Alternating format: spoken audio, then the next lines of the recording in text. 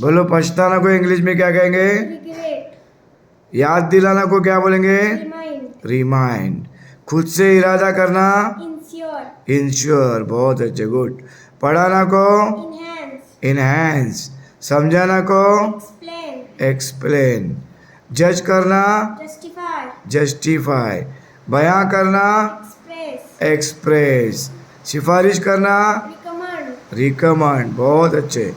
बर्दाश्त करना? tolerate, tolerate. भेदभाव करना? discriminate, discriminate. नुजूमी करना? predict, predict.